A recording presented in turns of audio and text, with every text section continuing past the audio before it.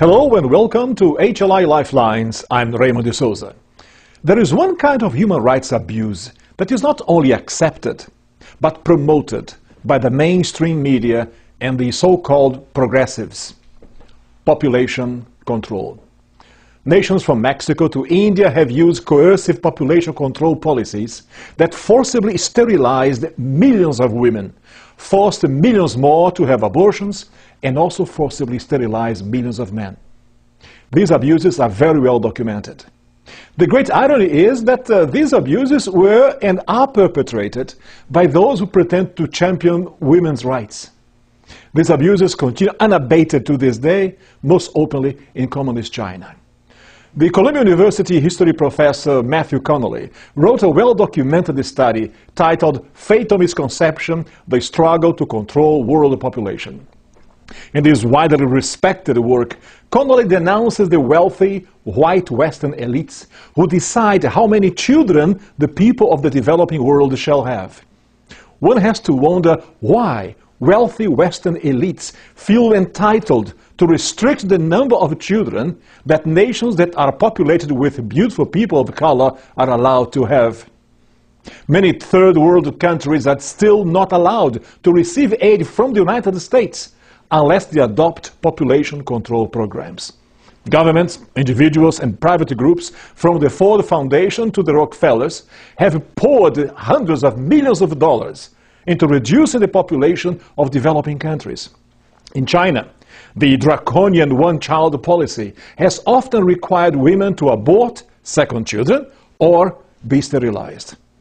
Millions of poor Chinese women were forced to do so by law. In India, millions of desperate poor women were denied government aid unless they agreed to be sterilized. Even today, some Indian states deny government benefits to families with more than 2 children and offer payments to poor families to be sterilized. In Latin America, Mexico became the first country to officially adopt a population control policy in 1973. In 2002, the National Human Rights Commission of Mexico reported that public health servants have imposed methods of family planning on the native population without their consent and without informing them of the risks. In Brazil, the country's health minister, Alcine Guerra, alleged in 1991 that sterilizations of more than 7 million women were done without proper informed consent or without any consent at all. In the apartheid era of South Africa, black women were given shots supposedly to help their milk supply.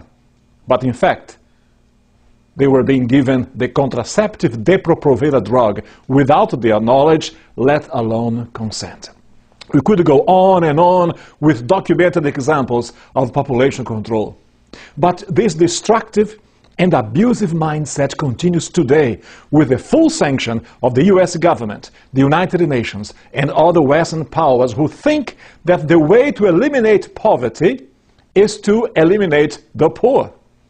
The devastation that is carried out by International Planned Parenthood Federation, Marie Stopes, and others who receive tens of millions of dollars, often your tax dollars, to carry out this campaign of destruction.